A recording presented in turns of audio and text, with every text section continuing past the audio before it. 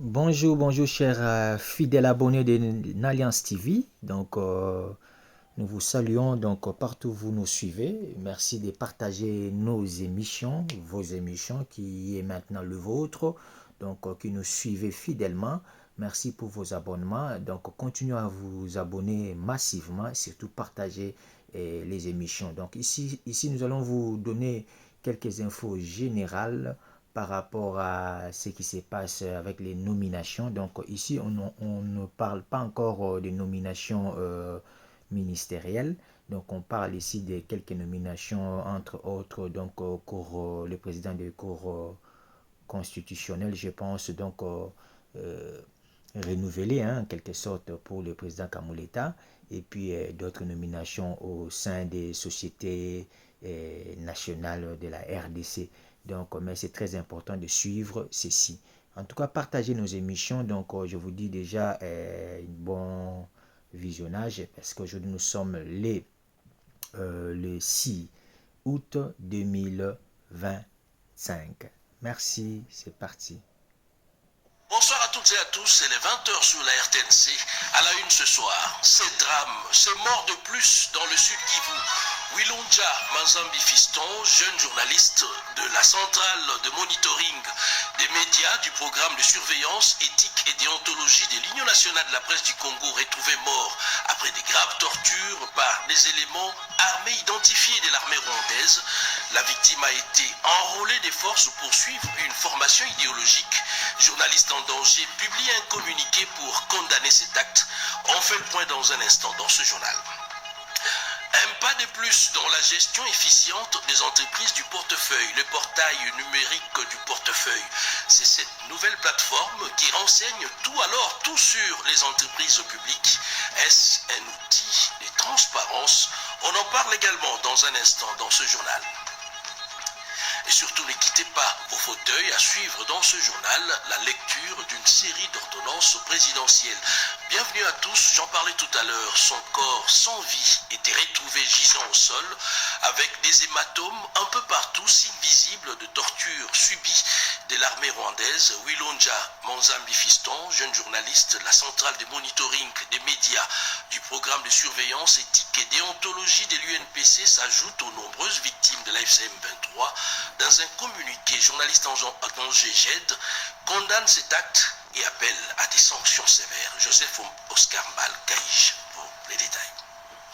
Journaliste en danger GED demande aux responsables rebelles de l'AFC M23 de clarifier le meurtre d'un journaliste à Bukavu sous leur contrôle. Wilonja Manzambi Fiston, jeune journaliste âgé d'une trentaine d'années, et travaillant à la centrale de monitoring des médias, un programme de surveillance éthique et déontologique de l'Union nationale de la presse du Congo, UNPC à Bukavu, chef-lieu de la province du Sud Kivu, actuellement sous contrôle de la coalition de rebelles de l'AFC et du M23, a succombé de ses blessures des suites des graves tortures dont il a été victime. Son corps a été retrouvé le mardi 5 août 2025 au matin dans la rue, baignant dans son sang avec une corde au cou. Selon des sources locales contactées par GED, Wilonja Manzambi avait été enlevé la veille par un commando armé vers 18h aux environs de la place Moulamba chez Mangaza, non loin de son domicile au quartier Ngouba.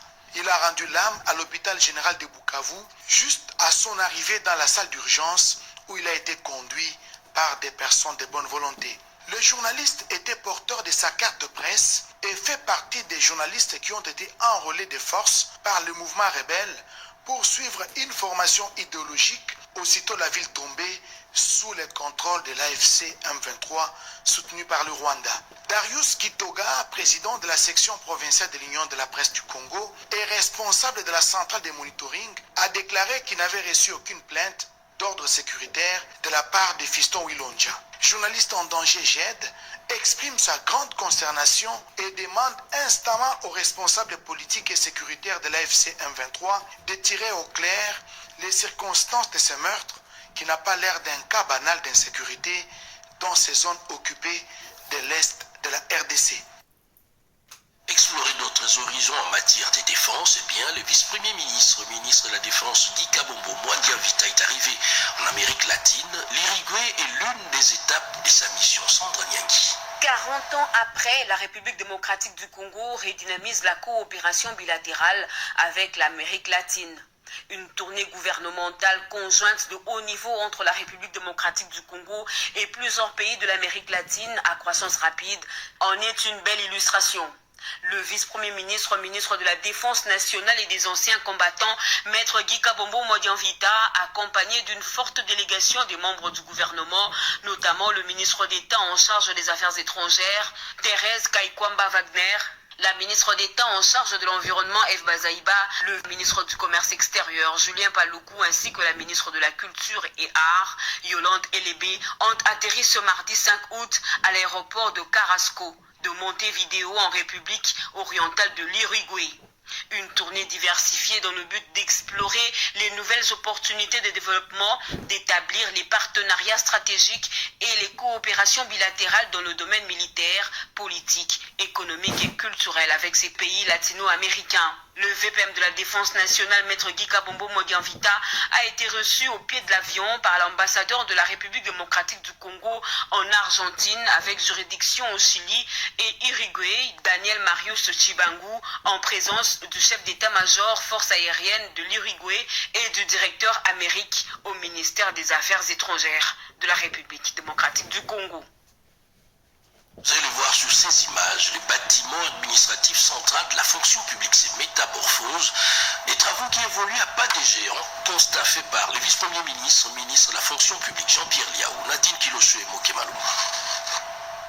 Dans le cadre de l'amélioration des conditions de travail des agents publics de l'État, le vice-premier ministre, ministre en charge de la fonction publique Jean-Pierre Liaou, a effectué ce lundi une visite d'inspection au bâtiment administratif central, actuellement en pleine phase de réhabilitation. Ça fait 66 ans depuis que l'immeuble n'avait pas été entretenu.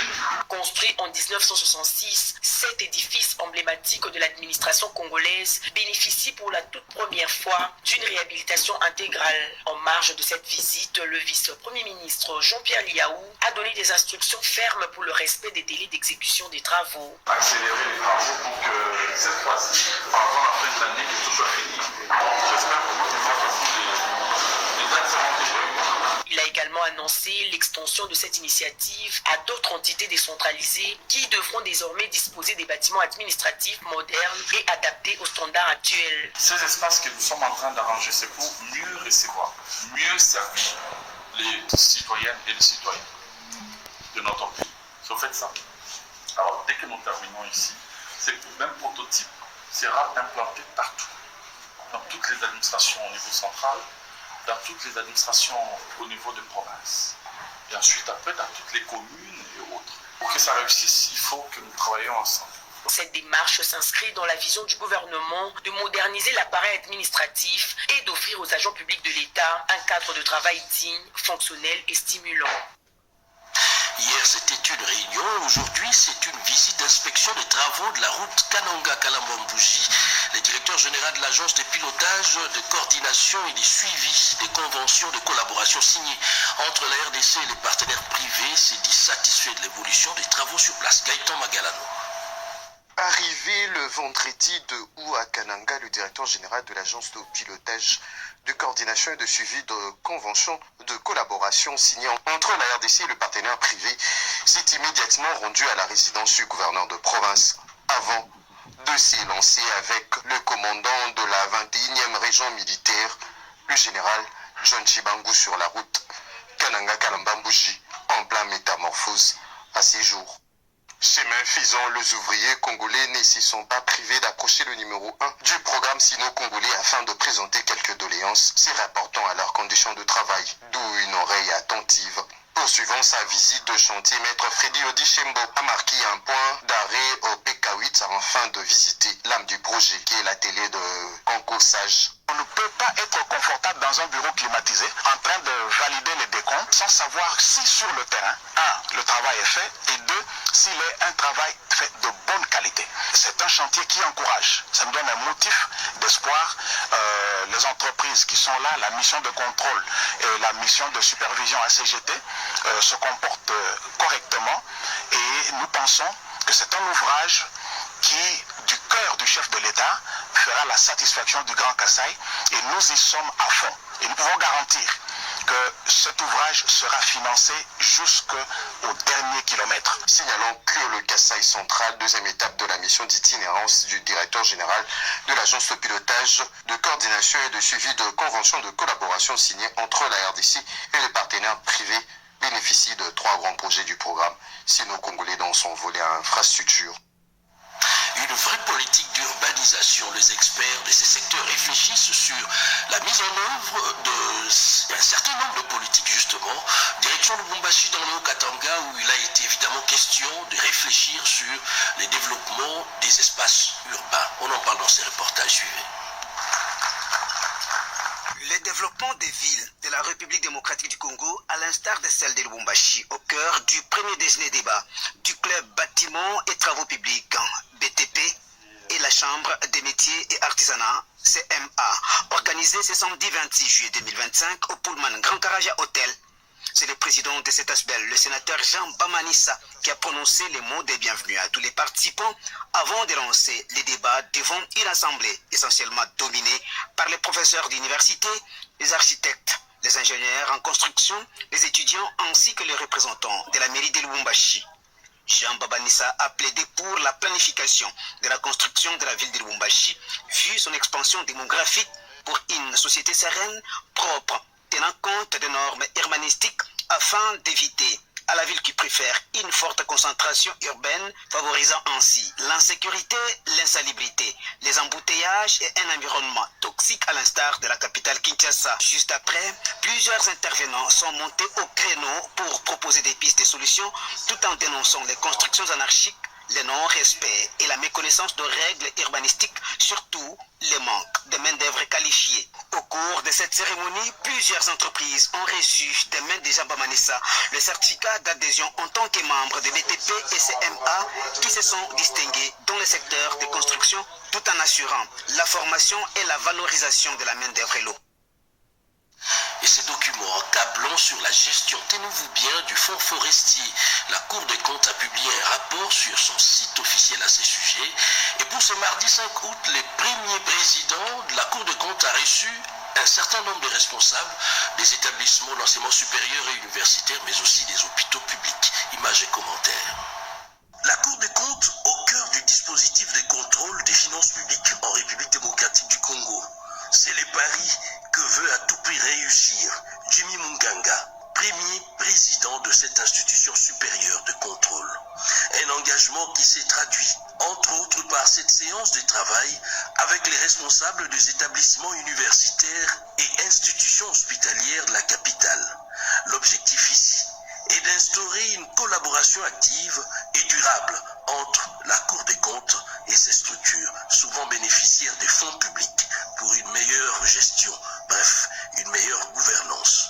Une démarche saluée ici par les directeurs du centre hospitalier universitaire de Kinshasa au sortir de ces échanges. Nous avons expliqué certaines difficultés dans lesquelles nous sommes pour être en mesure de produire à temps les différentes informations qui sont demandées, mais également les choses qui, de manière fondamentale, devraient rétablir un état de droit classique. Le recteur de l'université de Kinshasa, lui, a insisté sur la dimension pédagogique de cette réunion.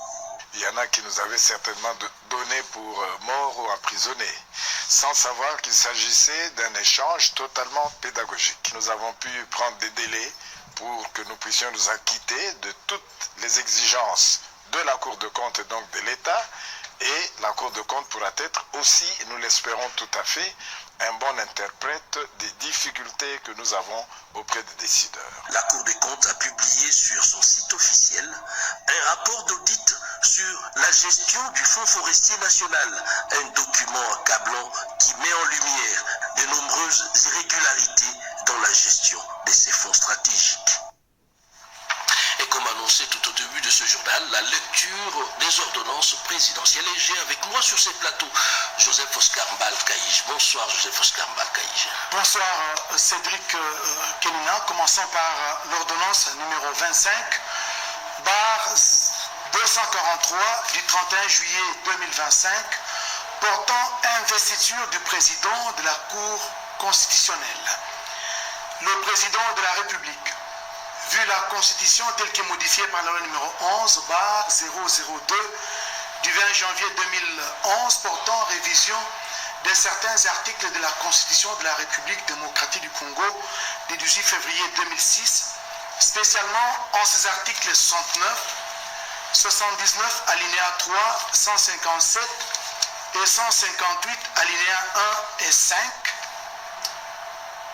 ordonne, article 1er, est investi de président en qualité de président de la Cour constitutionnelle M.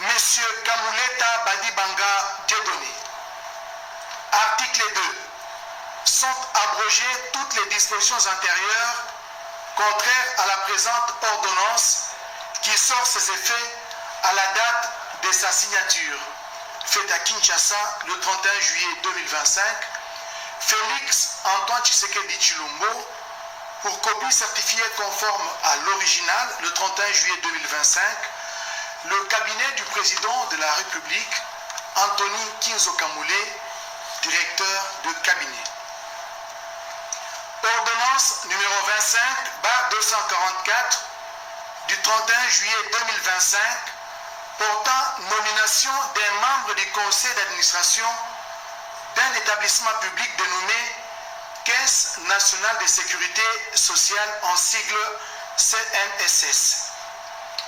Le président de la République, vu la Constitution telle que modifiée par la loi numéro 11, barre 002 du 20 janvier 2011, portant révision de certains articles de la Constitution de la République démocratique du Congo du 18 février 2006, spécialement en ses articles 69, 79, 81 et 221, vu le décret numéro 18, barre 027 du 14 juillet 2018 portant création, organisation et fonctionnement d'un établissement public dénommé Caisse nationale de sécurité sociale en sigle CNSS, spécialement en ses articles 1er, 9, 10, 11, 12 et 27, vu le décret numéro 13, barre 056 du 13 décembre 2013, portant statut des mandataires publics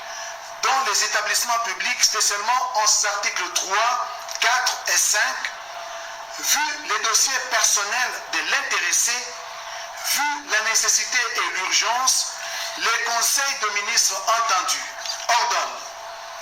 Article 1er. Est nommé membre du conseil d'administration de la Caisse nationale de sécurité sociale en sigle CNSS à titre de représentant des organisations professionnelles des travailleurs, M. Kiyangi Matangila Fidel. Article 2. Sont abrogées toutes les dispositions antérieures contraires à la présente ordonnance. Article 3. Enfin, le ministre de la Santé publique, Hygiène et Prévoyance sociale est chargé de l'exécution de la présente ordonnance qui sort ses effets à la date de sa signature, faite à Kinshasa le 31 juillet 2025. Félix Antoine Tshisekedi Tshilombo, Judith Soumino Toulouka, Premier ministre, et pour copie certifiée conforme à l'original le 31 juillet 2025, le cabinet du président de la République, Anthony Kinzo Kamule, directeur de cabinet.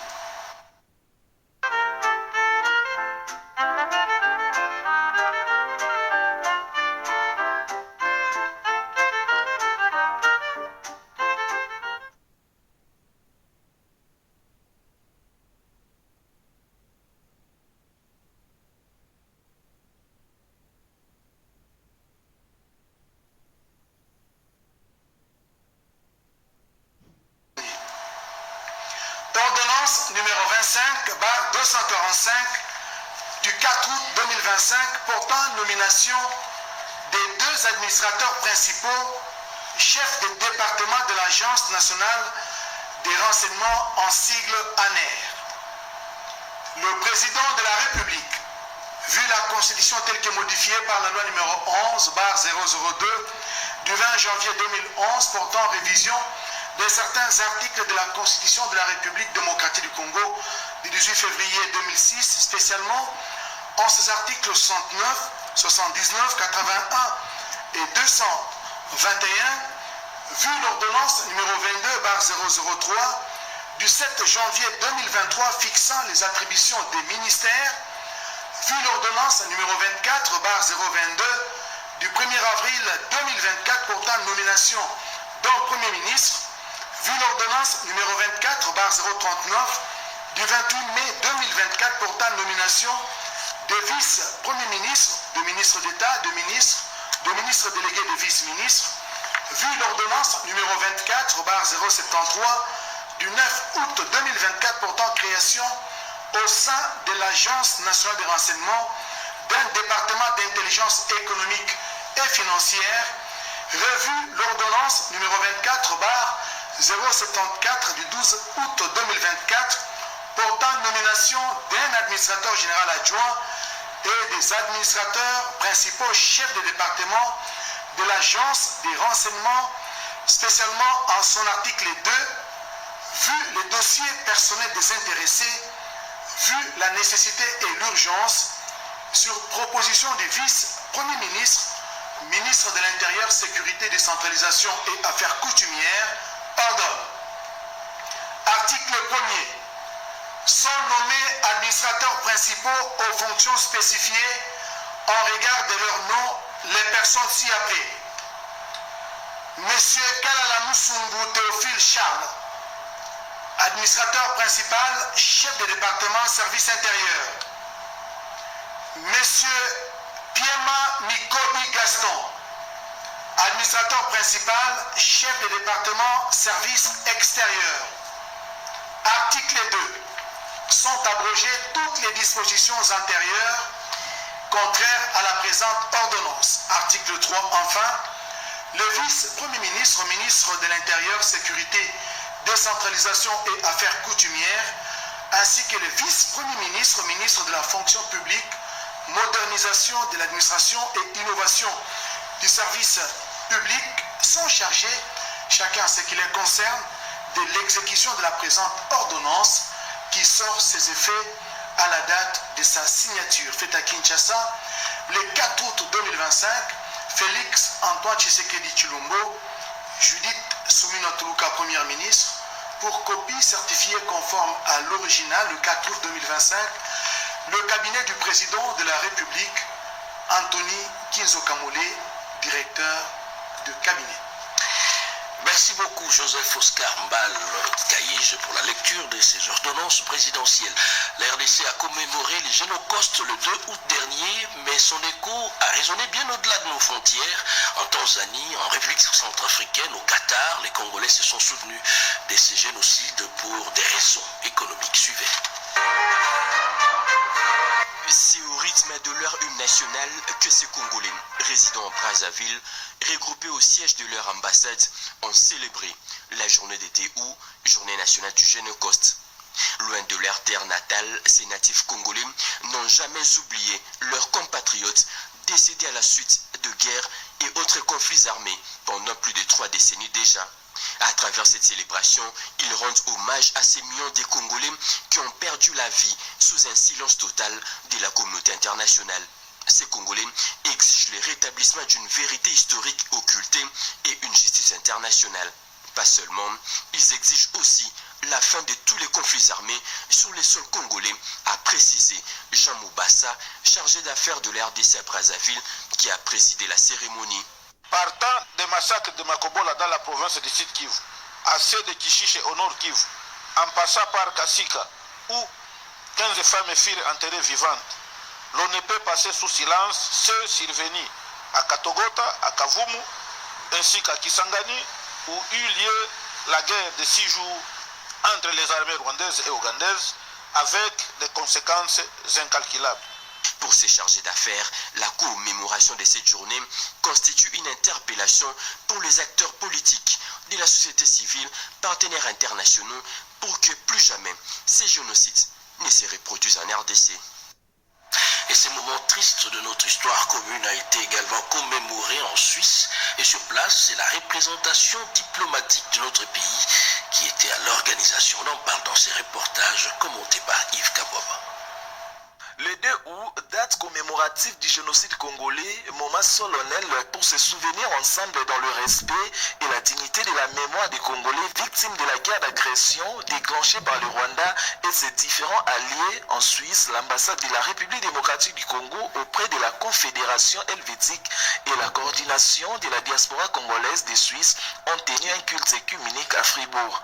L'officiant du jour a exhorté les Congolais à veiller et prier afin d'éviter que de tels actes se reproduisent. Selon les coordonnateurs de la diaspora congolaise en Suisse, je cite, « Nous ferons de notre mieux pour que la Suisse ne soit pas un foyer de recrutement pour les traîtres de la nation. » L'ambassadeur de la RDC en Suisse, quant à lui, a rendu hommage au président de la République, Félix-Antoine Tshisekedi Tshilombo, pour son combat contre la politique de nos voisins à envahir notre pays.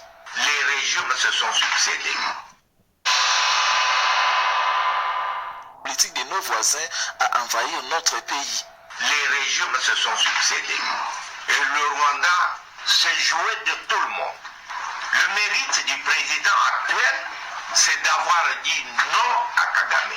Personnellement, je rends hommage au président de la République. Par-dessus de tout, les Congolais réclament la justice, la réparation et la reconnaissance de ces crimes par les institutions internationales.